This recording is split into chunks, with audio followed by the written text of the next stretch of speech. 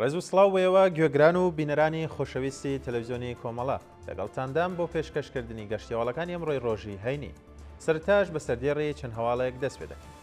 گیان لە دەستدانی ژینگە پارێزێکی خەڵکی باشووری کوردستان بەیان نامەی 45 بەندکراوی سیاسی ژن لە زیندانی وەرامین سەبارەت بە گیان بەخەتکردنی سومەیە ڕەشیدی. گیان لە دەستدان و برینداربوونی حەڤە کرێکار لە چەند شاری ئێران. هێرش بۆ سەرخابگای حافز لە زانکۆی تاران و تێک هەڵچوونی نێوان ئەرتەشی لوبنان و لە ئەنگرانی حیزبوڵڵا لە بەیروت.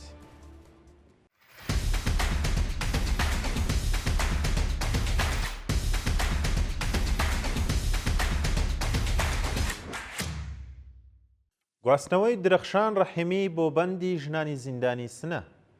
بە پێڕاپۆرتەکان درەخشان ڕەحیمی هاوڵاتی خەڵکی شاری سنە پاش 3 مانگ دەست بە سەرکران لەلایەن ناوەندەمنیەکان و هەروەها ئەشکەنجە و ئازاری لە گرتوخانەکانی و ناوەندە بۆ بەندی ژنانی زیندانی سنە ڕاگوێزرا.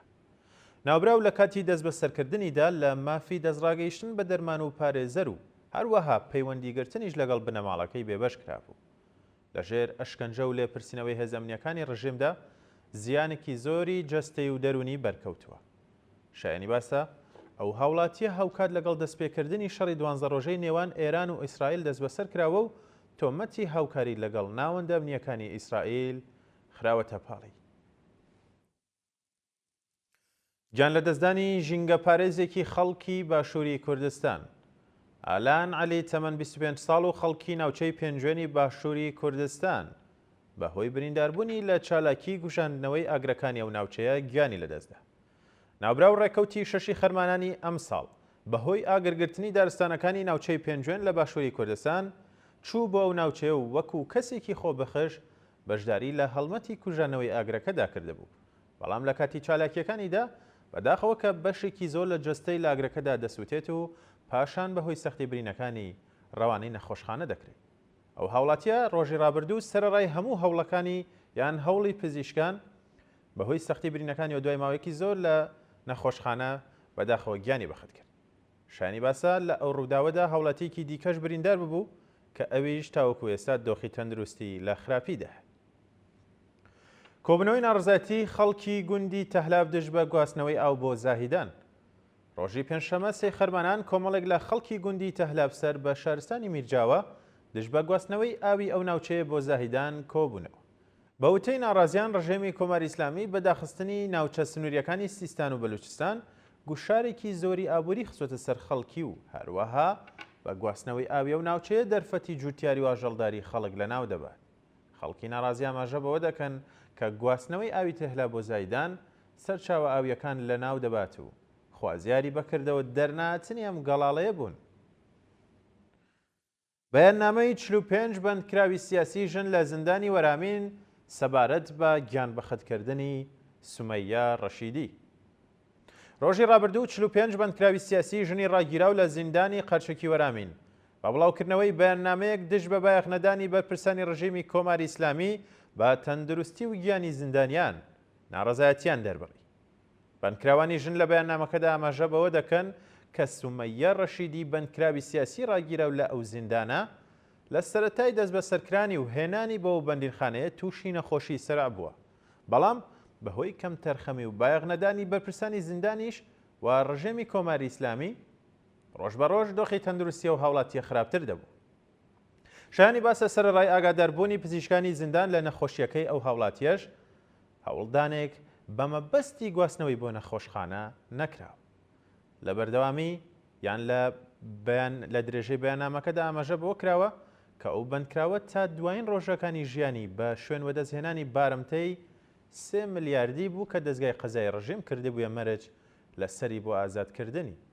بەڵام بەهۆی خراپی دۆخی ئابووری بنەماڵەکەشی توانای دابینکردنی ئەو بارمتەیان نەبووە. گیان لە دەستدان و برینداربوونی حەڤە کرێکار لە چەند شاری ئێران. لە ڕۆژانی ڕابردوودا بەلانی کەم حەڤە کرێکار لە شارە جیاوازەکانی ئێران بەهۆی بایەخنەدانی ڕژێمی کۆماری ئیسلامی و بەرپرسان بە ئیمەنی شوێنی کاری کرێکاران تووشی ڕووداوی کار بوون.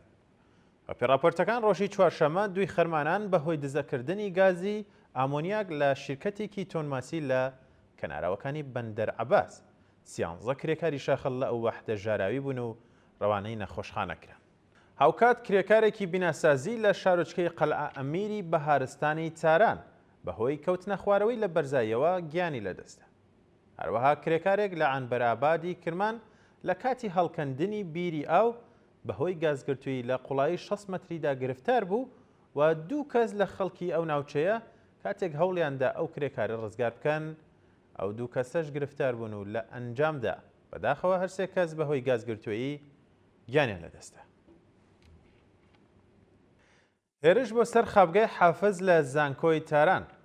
ڕۆژەی پێنجشەممە 3 خەرمانان خابگای حافز لە زانکۆی تاران لەلایەن کەسانی نەناسرا و هێرش کرایە سەری و هێشتا ئەو کەسانش دەست بەسەر نەکراون.